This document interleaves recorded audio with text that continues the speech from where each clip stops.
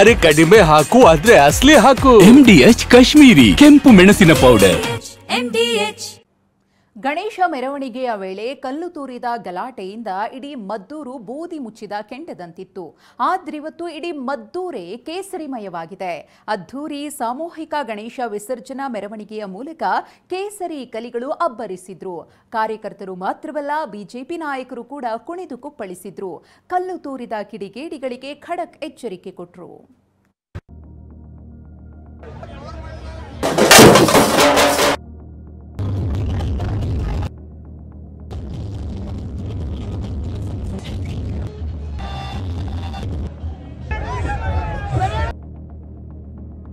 ಗಣೇಶ ಮೆರವಣಿಗೆ ವೇಳೆ ಕಲ್ಲು ತೂರಾಟ ಖಂಡಿಸಿ ನಿನ್ನೆಯಷ್ಟೇ ಮದ್ದೂರು ಬಂದ್ ನಡೆಸಲಾಗಿತ್ತು.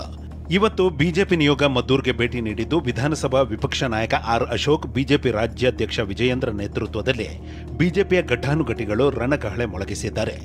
ಮದ್ದೂರಿಗೆ ಭೇಟಿ ನೀಡಿದ ನಿಯೋಗ ಮೊದಲು ಗಣೇಶನಿಗೆ ಪೂಜೆ ಸಲ್ಲಿಸಿದ್ರು. ಮದ್ದೂರಿನ ಐಬಿ ಸರ್ಕಲ್, ಪೇಟೆ ಬೀದಿ, ಕೊಲ್ಲಿ ಸರ್ಕಲ್ನಲ್ಲಿ 28 ಗಣೇಶ ಮೂರ್ತಿಗಳನ್ನು ಸಾಮೂಹಿಕ ಮೆರವಣಿಗೆಯಲ್ಲಿ ಭಾಗವಹಿಸಿದ್ರು. ಕೇಸರಿ ಧ್ವಜವನ್ನ ಹಿಡಿದು ಬಿಜೆಪಿ ನಾಯಕರು, ಹಿಂದೂ ಕಾರ್ಯಕರ್ತರು ಭರ್ಜರಿ ಡ್ಯಾನ್ಸ್ ಮಾಡಿದ್ರು.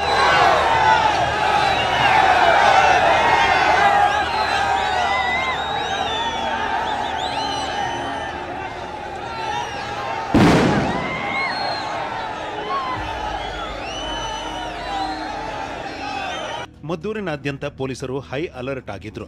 ಮೆರವಣಿಗೆ ಸಾಗುವ ಮಾರ್ಗ, ಪ್ರಮುಖ ರಸ್ತೆಗಳಲ್ಲಿ ಯಾವುದೇ ಅಹಿತಕರ ಘಟನೆ ನಡೆಯದಂತೆ ಗಸ್ತು ಹಮ್ಮಿಕೊಂಡಿದ್ರು. 30ಕ್ಕೂ ಹೆಚ್ಚು ವಾಹನಗಳಲ್ಲಿ RAF ಸಿಬ್ಬಂದಿ, 1500ಕ್ಕೂ ಹೆಚ್ಚು ಪೊಲೀಸರನ್ನ ನಿಯೋಜಿಸಲಾಗಿತ್ತು.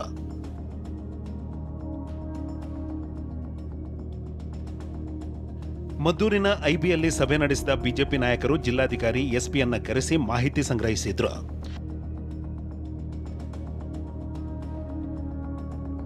ಗಣೇಶ ಮೆರವಣಿಗೆಗೂ ಮುನ್ನ ಲಾಠಿ ಚಾರ್ಜ್ನಿಂದ ಗಾಯಗೊಂಡವರ ಮನೆಗೂ ಬಿಜೆಪಿ ನಾಯಕರು ಭೇಟಿ ನೀಡಿದ್ರು. ಘಟನೆ ಬಗ್ಗೆ ಮಾಹಿತಿ ಪಡೆದುಕೊಂಡರು.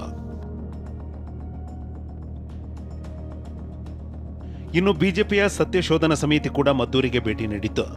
ಬಿಜೆಪಿ ವಕ್ತಾರ ಅಶ್ವಥ್ ನಾರಾಯಣ್ ನೇತೃತ್ವದಲ್ಲಿ ಬಿಜೆಪಿ 7 ಜನರ ತಂಡ ಘಟನಾ ಸ್ಥಳ, ಗಾಯಾಳುಗಳನ್ನು ಭೇಟಿ ಮಾಡಿದೆ.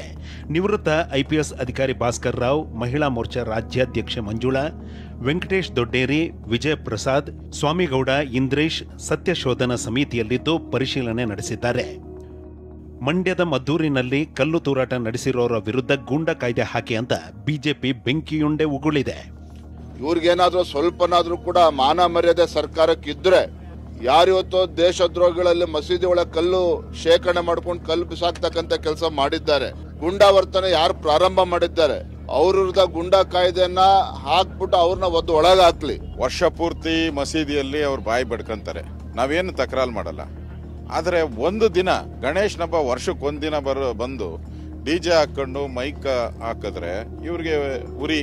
ಕಾಂಗ್ರೆಸ್ ಒಂದು ರೀತಿ ಮುಸಲ್ಮಾನರಿಗೆ ಸರೆಂಡರ್ ಆದ ರೀತಿ ಕಾಣ್ತಾ ಇದೆ. ಇದು ಕಾಂಗ್ರೆಸ್ ತನ್ನ ವೋಟ್ ಬ್ಯಾಂಕ್ ಅನ್ನ ಇಂಟ್ಯಾಕ್ಟ್ ಆಗಿ ಇಟ್ಕೊಳ್ಬೇಕು ಅನ್ನೋ ಕಾರಣದಿಂದ ಕೆಲವು ರೀತಿಯ ಓಲೈಕೆಗಳು ಪ್ರಾರಂಭ ಮಾಡಿದ್ರಿಂದ ಇಡೀ ರಾಜ್ಯದಲ್ಲಿ ಇವತ್ತು ಜನ ತೊಂದರೆಯನ್ನ ಅನುಭವಿಸ್ತಕ್ಕಂತ ಒಂದು ಪರಿಸ್ಥಿತಿ ಉದ್ಭವ ಆಗಿದೆ. ಇದಕ್ಕೆ ನೇರ ಹೊಣೆ ಕಾಂಗ್ರೆಸ್ ಸರ್ಕಾರ.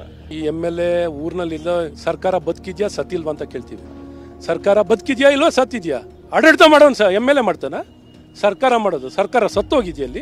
ಸರ್ಕಾರ ಬದುಕಿದ್ರೆ ತೋರಿಸಿ, ಅವ್ರ ಮೇಲೆ ಗುಂಡಾ ಕೇಸ್ ಹಾಕಿ ತೋರಿಸಿ, ನಿಮ್ಮ ಆಡಳಿತ ತೋರಿಸಿ, ಕ್ರಮ ವಹಿಸಿ ತೋರಿಸಿ. ಇದ್ಯಾವುದು ಮಾಡ್ದೇನೆ ಅಸಹಾಯಕರಾಗಿ ಕೂತಿರುವಂತ ಈ ಸರ್ಕಾರ ಒಂದು ಸರ್ಕಾರನ ಇದು.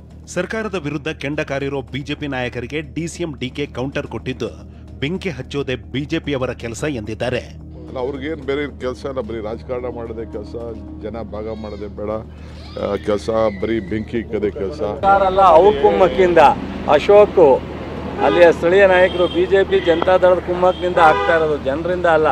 CM DCMಗೆ ಹಿಂದೂಗಳ ಮೇಲೆ ನಂಬಿಕೆ ಇಲ್ಲ ಅಂತ MLC CT ರವಿ ಕೆಂಡ ಕಾರಿದ್ರು.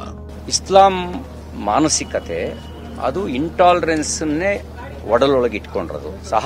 ಕೋ ಎಕ್ಸಿಸ್ಟೆನ್ಸಿಗೆ, ಸಹಬಾಳ್ವೆಗೆ ಅಲ್ಲಿ ಜಾಗನೇ ಇಲ್ಲ. ಇದನ್ನ ಡಾಕ್ಟರ್ BR ಅಂಬೇಡ್ಕರ್ ಅವರು ಥಾಟ್ಸ್ ಆಫ್ ಪಾಕಿಸ್ತಾನದಲ್ಲಿ ವಿವರವಾಗಿ ಬರೆದಿದ್ದಾರೆ. ನಾನು ಅದನ್ನ 10 ಬಾರಿ ಹೇಳಿದ್ದೇನೆ, ನೀವು ಬೇಕಾದ್ರೆ ಸ್ಟಡಿ ಮಾಡಿ. ಈ ಜಗತ್ತನ್ನು ಎರಡಾಗಿ ನೋಡ್ತಾರೆ, ಒಂದು ಮೊಮಿನ್, ಇನ್ನೊಂದು ಕಾಫಿರು. ಯಾರು ನಾನ್ ಬಿಲೀವರ್ಸ್ ಇದ್ದಾರೆ, ಇನ್ಕ್ಲೂಡಿಂಗ್ ಸಿದ್ದರಾಮಯ್ಯ, ಇನ್ಕ್ಲೂಡಿಂಗ್ ಅವ್ರು ಏನು ಟೋಪಿ ಹಾಕಿರೋ ಕೂಡ ಅವ್ರ ದೃಷ್ಟಿಯಲ್ಲಿ ಅವ್ರು ಕಾಫಿರ್ರೆ.